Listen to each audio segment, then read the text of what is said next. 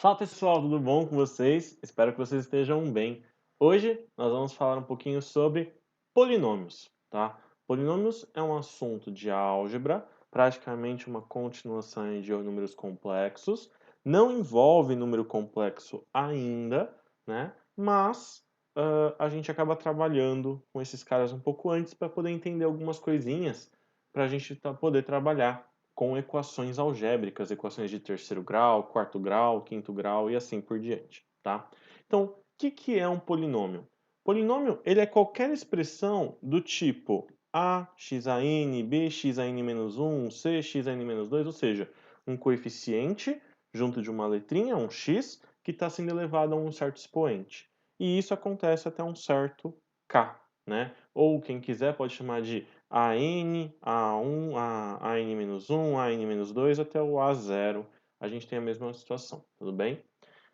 Quando a gente lê um polinômio, algumas características são importantes. Quando a gente lê uma expressão desse tipo, algumas coisas são importantes. Primeira coisa importante, o que a gente chama de grau do polinômio. Você já deve ter ouvido isso no seu primeiro ano, no seu segundo ano aí.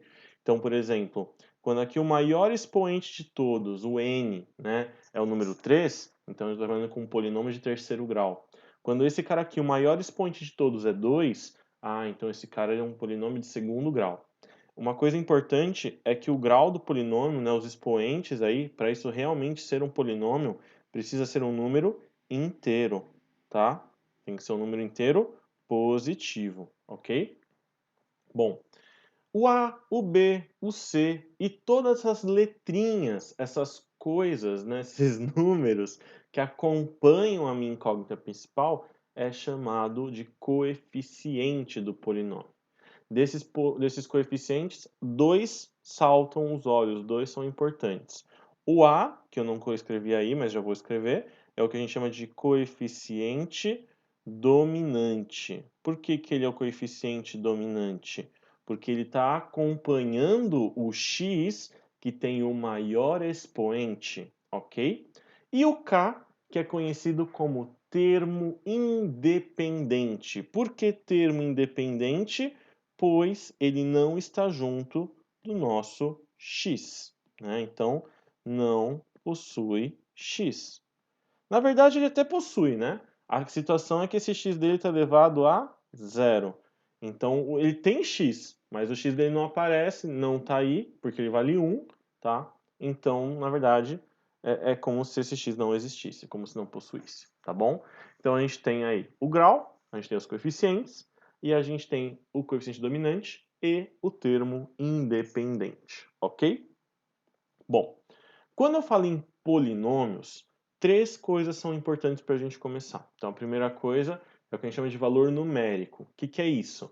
É quando você pega um númerozinho e substitui no polinômio, assim como você fazia lá nas funções, né? Então, eu te dou aí, por exemplo, um polinômio p de x, x ao cubo menos 2x² mais 3x mais 2, e eu peço para você calcular para mim o tal do p de 2. O que é p de 2? P de 2 vai fazer 2 ao cubo, menos 2 vezes 2 ao quadrado, mais 3 vezes 2, mais 2. Se você fizer essa continha aí, isso daí vai dar 8 positivo, tá? Então, P de 2 vale 8. Quer dizer, o número que o polinômio assume, o resultado que o polinômio assume é 8 quando o meu x vale 2. P de 0. P de 0 é trocar tudo por 0. Então, 0 ao cubo é menos 2 vezes 0 ao quadrado, mais 3 vezes 0, mais 2. Percebe aqui que todos os caras antes aqui do termo independente, eles somem. E sobra somente o termo independente. Então, uma coisa importante que eu gostaria que você guardasse aí para mim é o seguinte. O P de 0, ele sempre vai retornar para a gente o termo independente. Ele sempre vai trazer o termo independente para a gente como resposta. Então, se um exercício pedir o P de 0 ou pedir para você descobrir o termo independente, basta fazer uma coisa ou outra, né? Termo independente substitui o x por 0, né? Se ele te der o P de 0, é o próprio termo independente. Beleza? E o P de 1? Ah, o que é o P de 1? Ah, substituir o x por 1. Ah, mas substituir o x por 1, Gustavo, você concorda que não seria só olhar para os coeficientes? Ah, peraí, vamos ver, ó. Eu teria isso daqui, eu teria isso daqui e eu teria esse aqui. Percebe que se eu não tivesse o 1, tivesse só aqui o 1 do primeiro coeficiente, o menos 2, o 3 e o 2, daria na mesma. Então, gente, o que o P de 1 calcula para a gente? O P de 1 calcula o que a gente chama de soma dos coeficientes. Então, sempre que você precisar calcular a soma dos coeficientes de um polinômio, basta substituir o x por 1. Nesse caso em específico, essa soma dá 4, tá? Uma outra observação importante. Caso você faça um P de um x0, de um cara qualquer, de um número qualquer, e essa conta dê zero, então você pegou um número e substituiu no polinômio, e o resultado deu zero, a gente chama esse número de raiz do polinômio.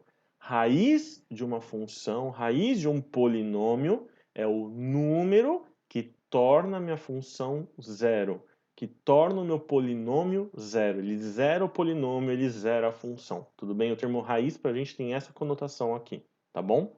Bom, um outro tópico importante para a gente estudar é a identidade de polinômios. O que é isso?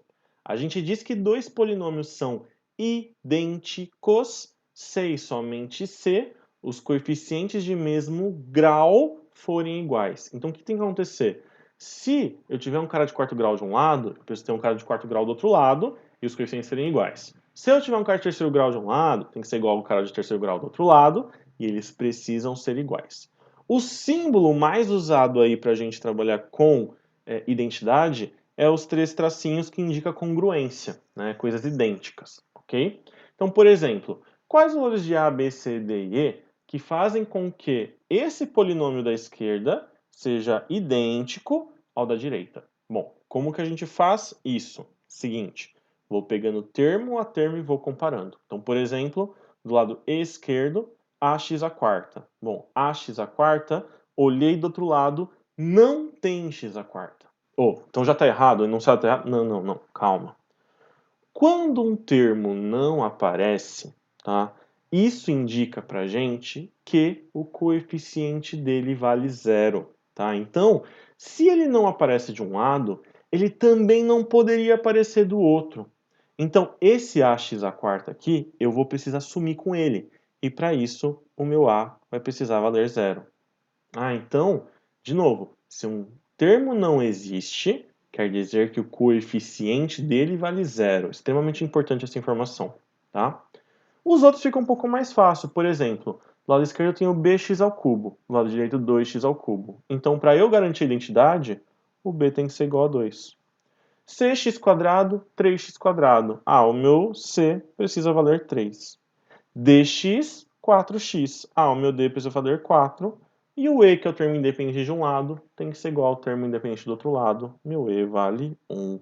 Tá aí. Então, isso é trabalhar com identidade. Existem situações um pouquinho piores? É óbvio que existem situações um pouquinho piores. A gente ainda vai ver isso daí, tá bom?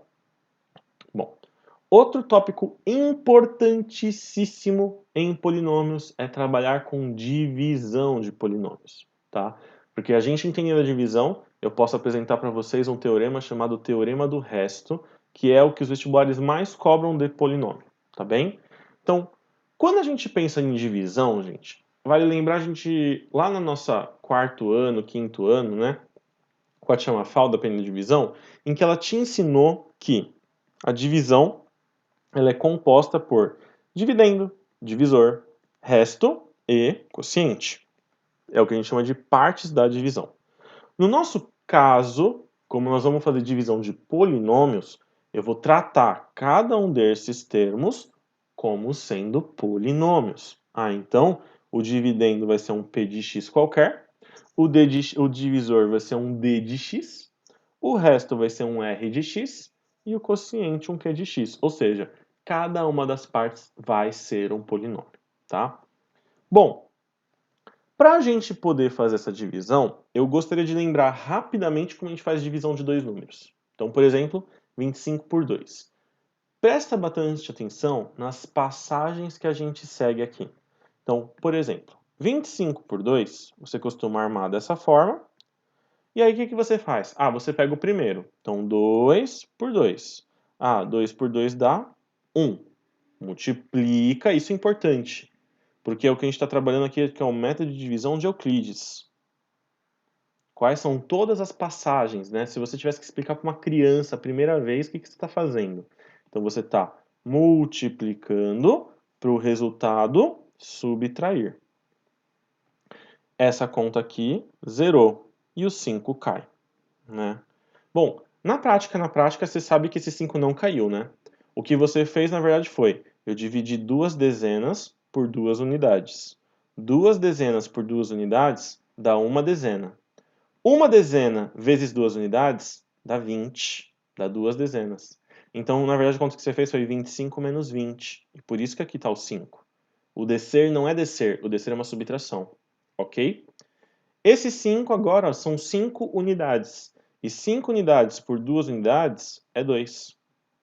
2 unidades vezes 2 unidades é 4. E quando você subtrai, isso dá 1. Então vamos identificar. O 25 é o nosso dividendo. O 2 é o nosso divisor. O 12 é o nosso quociente. E o 1 é o nosso resto. Ok? Bom, por que eu quis fazer isso passo a passo? Porque a gente precisa entender isso passo a passo para poder prosseguir. Então, o que nós fizemos? Basicamente, você fez o seguinte. Você dividiu o primeiro pelo primeiro. Depois você pegou o resultado da divisão e colocou no campo do quociente. Então, você pegou lá, né, dividiu e achou um quociente. Você multiplicou esse quociente pelo divisor, né? Você multiplicou esses dois valores e colocou subtraindo no dividendo. E você vai fazendo isso até não dar mais. Exatamente é isso que nós vamos fazer, só que em polinômio. Então, como assim, Gustavo? Ó, eu quero dividir 2x à quinta mais 3x à quarta menos 3x ao cubo mais 7x mais 4 por x quadrado mais x menos 2. Eu quero fazer essa divisão. Então, qual que é o truque para fazer essa divisão? Você sempre vai olhar para o primeiro cara daqui e, apesar daqui ter vários termos, você sempre vai dividir pelo primeiro cara daqui. Ignora os outros, tá? Então, faz a conta. 2x à quinta dividido por x ao quadrado. Ah, isso daí dá 2x ao cubo. Tá? Então, foi o primeiro passo da nossa divisão.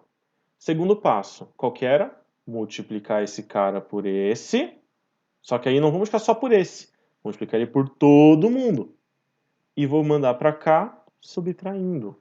Então, de novo, você dividiu o primeiro pelo primeiro, obteve um resultado, esse resultado multiplica por todo mundo e os resultados vai mandando para cá, subtraindo.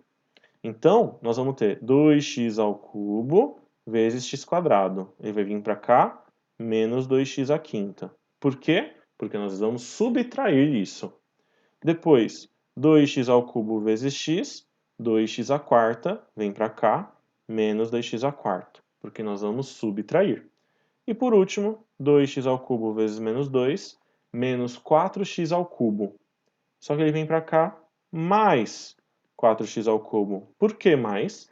Por causa da regra de sinal. Se você está subtraindo, menos com menos vai ser mais. Pronto, aqui está a nossa primeira passagem. E a gente vai agora fazer essa conta. Então, 2x à quinta por 2x à quinta, cancela. Extremamente importante. O primeiro sempre tem que cancelar. Se você não cancelar, você fez bosta. Você fez alguma coisa de errado. O primeiro tem que cancelar. Se os outros cancelarem, é sorte. O primeiro não. O primeiro tem que, tá? 3x à quarta menos 2x à quarta é o próprio x à quarta.